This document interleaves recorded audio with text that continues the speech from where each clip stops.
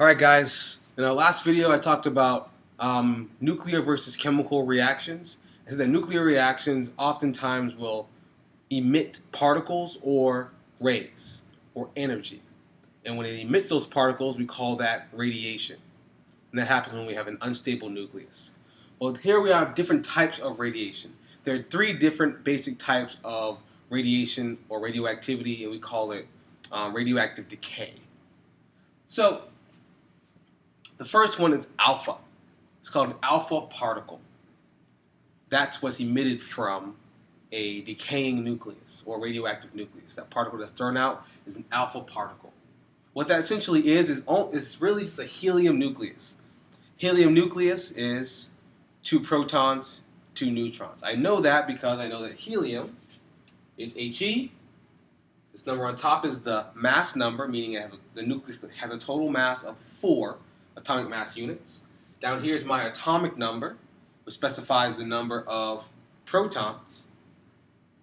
So if I have 2 protons in my nucleus and I have a mass of 4, the other remaining subatomic particles must be neutrons. So I have 2 protons and 2 neutrons.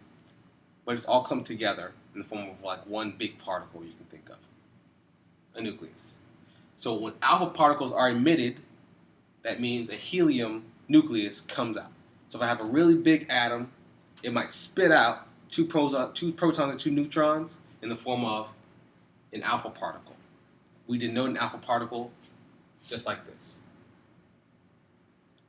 The second type of radioactive activity, or radioactive decay, is a beta particle.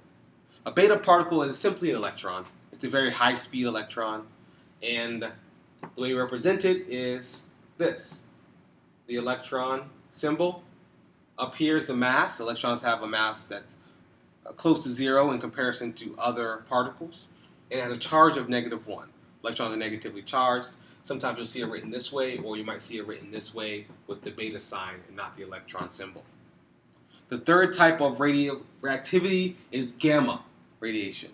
Now, gamma is the most harmful for us because it can penetrate a lot. It can penetrate a lot of your clothing, different protective gear you might have on.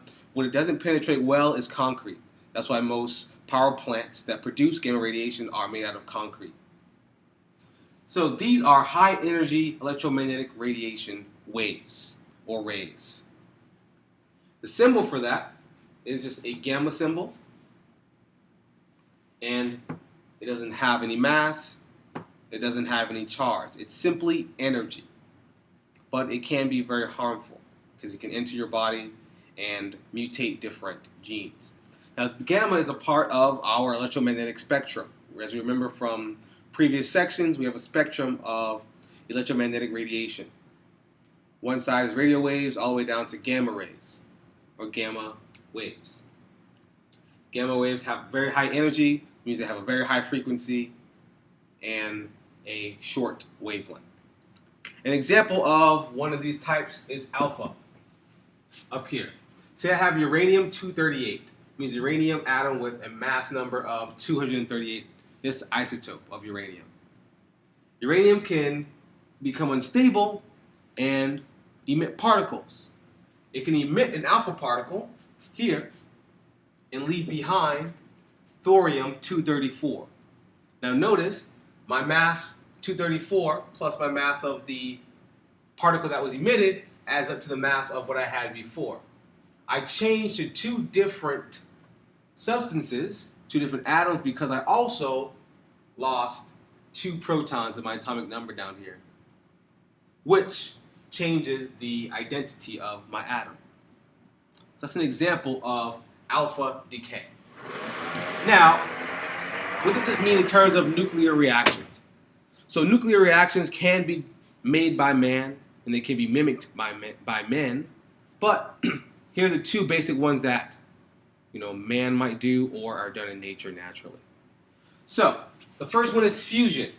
This is simply when elements with smaller nuclei combine together, fuse together, to become more stable, and they give off energy. We see this in the sun. The sun produces this energy by having a nuclear reaction known as fusion. hydrogen atoms come together, they fuse together, they gives off the energy that we receive here. Every star does this. The second type of nuclear reaction we could have is fission. Fission is when elements with a heavy nucleus can break apart to lose mass. And they become more stable and they give off energy. This is what we talked about before, radioactive decay. They're decaying, meaning they're breaking apart and they're emitting particles. An example of that is what we just did before is uranium-238 in our last example when it released an alpha particle to form thorium-234. Gentlemen, this is the information you may need for Section 9. Hopefully it helps. Let me know if you have any questions.